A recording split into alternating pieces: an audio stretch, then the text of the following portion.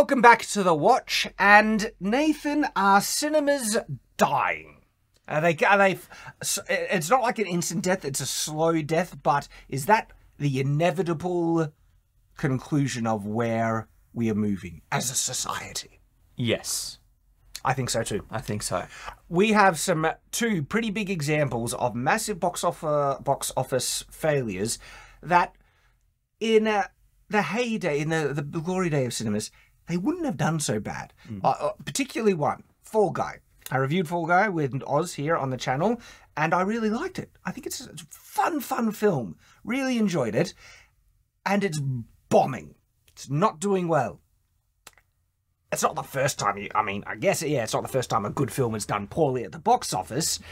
Yet, this was in a good month for it. There's not much competition. It's a good film. You generally think that, a good film would have much higher chance of doing better. That one's bombed. And some people are even asking, well, why? It's a good film. Why is it bombing? It's not necessarily so far out. But then we have another point of reference. There's another bigger movie, part of a bigger franchise that also is released recently. The Kingdom of the Planet of the Apes. Yeah. Which I also reviewed and did not enjoy that one. But that one's also bombing. And a lot of more recent films have been bombing, with only a couple of exceptions of the box office really, doing some impressive numbers, which is the whole Barbenheimer thing. That was the only last time people can kind of point a reference to something doing really, really well. Well, it's funny as well, because recently with May the 4th and stuff, they re-released some of the Star Wars films, and I saw that Episode 1 made so much money from its re-release, it's gone back to the top 50 of the highest-grossing movies of all time. So I actually think cinema so much itself isn't dying, it's that people aren't trusting new films or just studios in general to make stuff. Which I like. That is because, they've been sailing on the goodwill that people have had and giving them a benefit of the doubt, and then just been getting dog crap films that, they deserve that. Yet when a good film comes along, it seems like that's not taking people out to go watch it anyway. They're happy to just I'll wait until and I think that's the key. Wait, it's going to go on streaming. I actually think streaming services are something that people, for one thing, people have already paid for it, basically. Movies, you've got to go to the cinema if you want to buy popcorn. Like, it gets very expensive very quickly. Yes. Streaming service, it's already out my bank account. I can already watch whatever I want. Like, I've been watching Clarkson Farm again, the new season. Man, I've been loving it. And it's great because I can watch it whenever I want. If I need to go do something, I can pause it and go away. Cinemas, you need to commit time and effort to go to. Exactly. And there's even movies I've been watching in sporadic parts. I have found that there was an old Get Smart movie I never knew about that has the original guy in it. Yeah. And Get Smart was on reruns going up. I love the original show. It's good. It's classic, right? And a classic, good, wholesome humour. And the guy does a great job. I never realise they made a film with it. And it's in colour, and he's older, but it's him. And that's on Prime. And I was like, okay. And I've just been watching it in segments, just been enjoying it while I've been eating my dinners, basically. I think another thing too is that obviously with Hollywood, people don't have as much trust anymore, and there's other mediums now, like people watching YouTube more often, like younger generations who grew up watching YouTube, just watch YouTube, no, I don't go to the cinemas. I think of one thing I look at a lot in terms of like the normal audience member is my in-laws, because mother-in-law, she went to see Madam Web, and she has not been back to the cinemas since. Traumatized. Yeah, she's like, I'm just going to watch K-dramas on Netflix.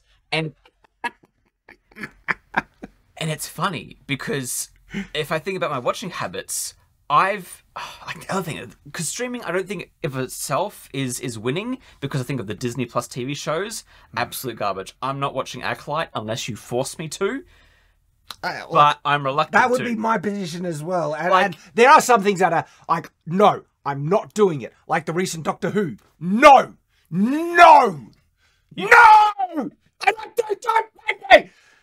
I can't traumatize myself to that level. That's too much. But we know about that, and we know we're not going to watch it because we don't have trust in them anymore. We've already given them enough credit. I know. And also, like, there's an important role that we like to serve here on Night's Watch is calling out the crap. But when it's already called out and people already know it's dog crap, there's no need to. Exactly. This is why we didn't have to review the second season of Halo or Doctor Who currently. Or Velma. Or Velma, right?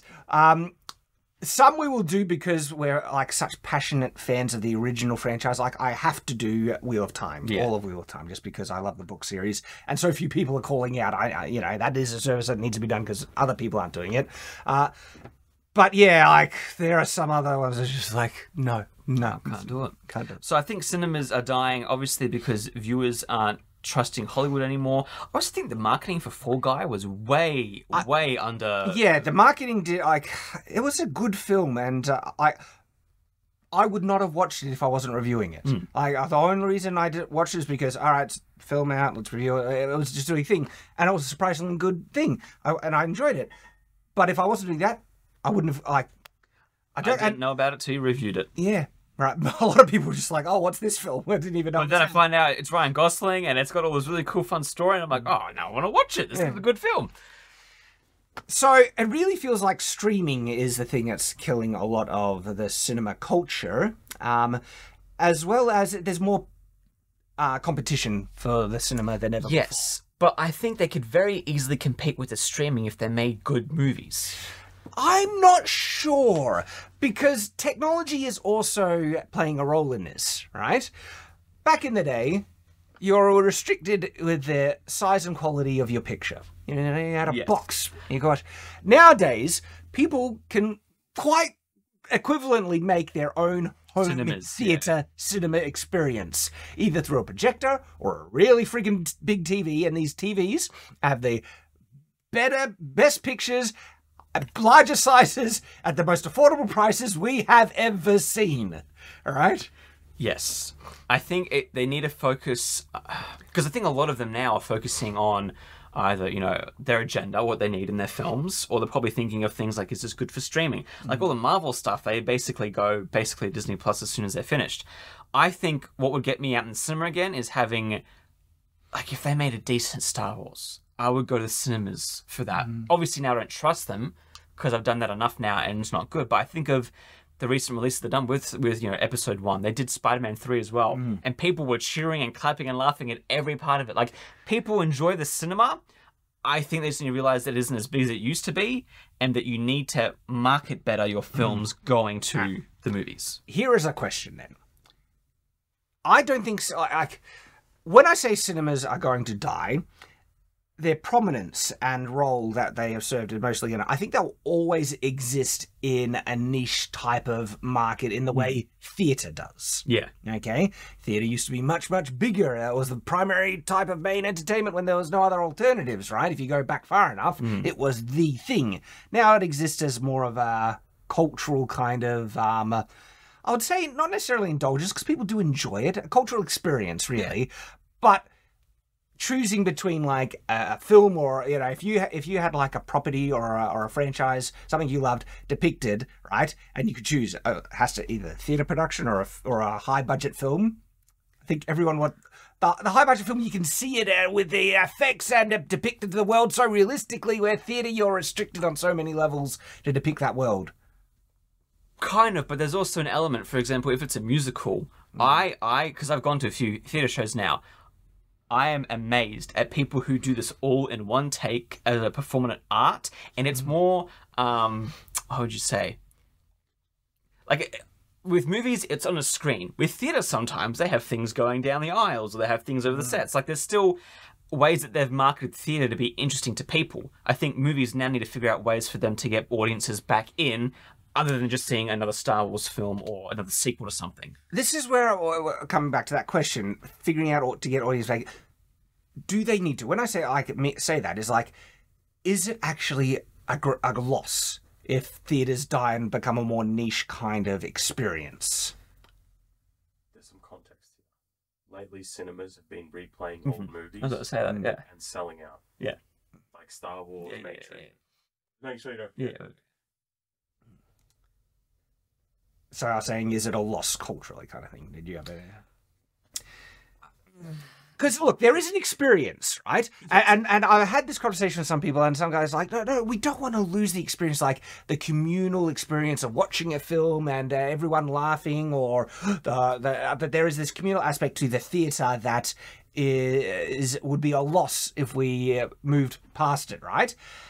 And I kind of get that, right? But there's another side to this as well, where there are negative aspects to the theatre experience that I'm not going to miss, right? When you have someone snoring in the movie, or some jerk who's too loud, or there's some people talking about the fact that you have to go out and pay a lot of money, all right, to eat crappy popcorn and stuff like that. The food costs way too much. Like, it is not a universal positive experience. No. There are positive elements, but those positive elements I feel you can replicate in your own. If you want a communal thing, invite family and friends over to watch the movie when it first releases. The only thing that I think the cinemas are able to leverage truly, that they could offer that you couldn't really replicate other, is what they've been able to leverage from the beginning: exclusivity. Like, a big film comes out that you're desperate to see, you don't want to wait a couple of extra months or even a year for when you want to watch it now. You've been waiting for like when Spider-Man came out, I was waiting my whole life for a live action Spider-Man movie. I had to see it, Nathan. And so it was only at the cinemas. Where else am I going to go? Go to the cinemas. The fact that streaming so often gives you a viable alternative, and sometimes you don't even have to wait that long for it to come out, I think that's a big thing, because the cinemas, in reality, I don't feel is actually offering such a unique experience that people are so desperate to hold on to. They'll be like, I don't need it. I can have my cinemas at home. I'll wait a couple of months. I can enjoy it at home in a way that I think most people are starting to find that they prefer. Yeah, I don't know, because I think a lot of spaces in terms of us as a culture have kind of closed down, in the sense we aren't as social as we used to be. It's true. In the past, like, you can't. Libraries are like one of the only places left. I feel like you can go and be a community. A lot of other places have just closed their doors, and cinemas are the one few places where I'd happily go and watch something. Like, I was just thinking of, imagine people did like an Office marathon in the cinemas, and you had like all the Office fans in watching a season of The Office and stuff like that. I think that's where. All right, you got a point. You can have more community there. Yeah, the community aspect actually is a positive that we seem to be losing out on. And there is a concern I have with the continued advancement of technology, and it's the fact that it's conditioning and ingraining more and more into our minds to be lazy. Convenience breeds laziness. And streaming is just so damn convenient. It is. But we give up autonomy and control over what we consume so often by just restricting ourselves to what not only the streaming services provide, but then also what they censor and what they restrict in terms of what you're being able to see. And they literally change certain movies, scenes of movies, because it's problematic and everything. This is why I endorse and encourage, physical media. And we've been expanding our collection, and that has worked out so brilliantly. I've repeated a number of times. It's so good. Kids want to watch something, pick a disc, and they just chuck a disc, and they're discovering old classics as a result. Where before, they were just watching random YouTube crap. It was nonsense. Nonsense, Nathan. But now they've been, like I said, embracing some classics, which is just, it's like, good to see. Good to see. Now, that's not to say, my one counterpoint, and I have to reference this every time I talk about streaming services, there are still some amazing shows on streaming services that wouldn't exist and people wouldn't be able to watch any other way. I've been watching, I think I woke up this morning and realised, the best K-drama currently with my wife. That's a good point. That is, like, I have not felt this much emotion since watching like the original Star Wars show. Like the amount of politics and like I just think about. I'm so glad that I have Netflix, because otherwise I would never watched K-dramas and never had these experiences. This is a good point. And culture, because like the thing with being closed off in terms of like cinema.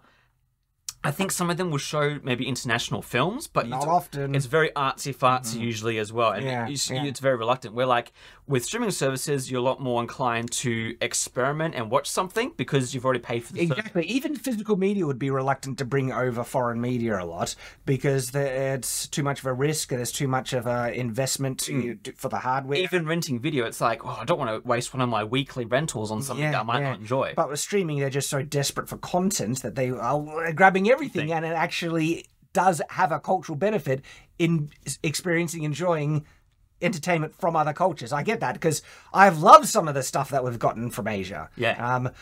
Like, have you seen Physical 100 on No, Netflix? I haven't seen it. No. So it's just the reason I find so Physical 100 is this. It's pretty vain, yet it has an aspect that is missing in so much Western media, which is the celebration of the physical ideal. Right, and so Physical 100 is actually it's a physical competition show that they do in Korea. Yep. But instead of who is the strongest, who is the toughest, they frame it around who has the best body. Right. And they have like these ripped as guys and these, sporty women, everything like that. They make a bust of their torso. But the way that they determine who has the best physique or best, appearance, right, is actually through the physical competition, not like who has the hottest body. Yeah, not being subjective about it. Yeah. Yeah. But the thing is, though, it celebrates that aspect that I think is missing in so much Western media because they've been so phobic about beauty. Whereas like, oh, it's wrong to celebrate, it's fat phobic to celebrate,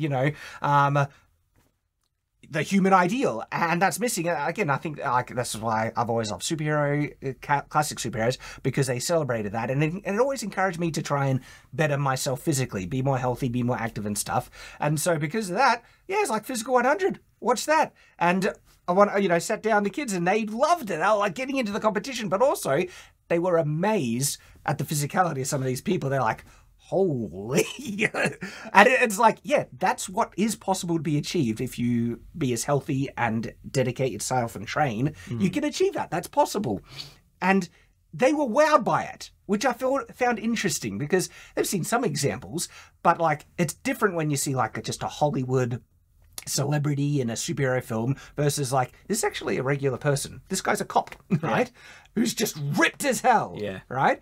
And it did have that effect. And so that's just an example of, again, a foreign piece of media I've been enjoying that is probably would never have, like, it was Netflix production, actually. I think. Yeah, so there's like bonuses to some things and like cons to other. I think with cinemas, we've seen before, you need to have exclusivity for the people to go into the cinema. And that's moving away, and so that's contributing massively to the death of cinema. And I don't think that's a bad thing necessarily. I think they're going to do what they're doing now, which is bringing back nostalgia for people. Yeah. Watching older films again in the cinema. I think, like for me, I loved watching episode 3 in the cinemas. That was like a key childhood moment for me. So when that goes back in cinemas, I'm going to go back and watch it because, man, those were really good moments. And like, I would love to take my kids there one day to watch that again in cinemas, just to experience it the same way that I did. I'm trying to decide if how much of the experience is replaceable, because like for me, when I saw Fellowship of the Ring, so I think I was like 12 to 15, I forget how old I was, but I just came away from that movie just in awe. I was wowed. I was talking about what level the Fellowship would be in D&D statistics. Like it's got to be like a level 15 Ranger Aragon and stuff like that to be able to pull off what they were doing and everything. But I was just engrossed. So, and I'm trying to think, like, would I have had that experience? Because when it's so big right there, right, there is that wow factor that you do. Nothing else distracts you. You're engrossed in the film. And my family didn't have not everyone has that home cinemas, even though it's possible to replace it. Not everyone does. And so having the cinema to go to, there's that. And then that is an experience. That is an experience that I think might be a loss. I guess one of the aspects I look at this is that we have had entertainment types that people have enjoyed that have died in the past. There was a thing that people used to do called we kind of do it sometimes, talent shows and stuff. Yeah. But something that people would do for entertainment, right? They would do a reading from a book or a play or something like that, and they would again, people even would do it in talent shows. So they'd go and they would give a reading, which was not necessarily a play. Not necessarily, but they'll do it from memory as well and stuff. But that was a common type of thing people enjoyed that is basically ended. No one does it anymore. We have audiobooks now, right? I did it once. You did it once? For Ned Kelly. Oh, did you? And the Americans loved it. But no, you're right though. Like that, people don't really do that much anymore because you don't need to. You can just watch a YouTube video or audiobook or watch a movie. Now, did we lose something culturally? Perhaps. It's also a skill people have lost as well. Like storytelling, people don't have. But it is replaced by new things. Yeah. And and like with the streaming, we've been saying, you know, that's killing cinemas, but it is replacing with new cultural experiences, like we've just pointed out. We get to see more stuff from other cultures and content that we never would have had access to, because one of the things about cinema is it restricts what you can watch because they restrict what is being shown. And so when I see if cinema is dying, I think it probably eventually will, in the sense that it'll become a niche thing, and it'll always be there. So I don't think it'll be a loss in the sense that no one could ever enjoy it, but it'll be a loss in the sense that it won't be such a common cultural, communal experience, but not necessarily so much of a loss that we won't have things to enjoy or experience culturally. That's going to be such a loss. We've lost, you know, entertainment formats in the past and moved beyond. And I don't, like, there are some people just saying, oh, it's really a travesty if cinema dies. And I'm like, no. I mean, because one, I don't think it'll really die. It's going to keep living on. And that might actually benefit in the sense that they'll go back to the classics. Like, you can, you know, cinemas that'll just say, all right, we're doing a Star Wars Episode 1, you know, once a year or something like that, and doing some of the big films. They sell out each time, so they're going to probably keep doing it. And, like, I guess we're kind of going back to how it was before in cinema, before they had, like, VHS and movie in DVDs and stuff, is that they would show a film and then take it away for a few years and then bring it back, and people would go because they want to see that one film they saw a few years ago that really enjoyed. And if there was like a massive, super popular film that released on streaming, that might incentivize people. It would be fun to see that on the big screen. And people now can like rent out theaters as well, so can easily do that as well. There is that as well. But then there's the fact that people can just make their own home cinemas. Yeah. And it's like they can have that experience, bring over the family. Because like I remember when Black Widow released, my family decided to get together and watch it together, and it was a bad film. But we had that same communal experience that I got if we watched it at the cinemas, where we watched it together, we laughed or groaned while we were watching it, and then afterwards we talked about it and mostly complained and roasted it. And that was like, everything we would have gotten from the cinema experience, except we didn't have to deal with larger crowds, bad, you know, pricing, and having to, well, I did actually have to travel just as far. I was at my brother's place, but so traveling was still, and so, yeah, not much of a loss. So yeah, I don't think there's going to be a change, and we're seeing a change, and hopefully the businesses can be smart and adapt, but at the same time, like you said before, mediums and ways of storytelling progress and live and die depending on the culture. So we'll see what happens. We will see what happens, because that's what we do. Stay on watch.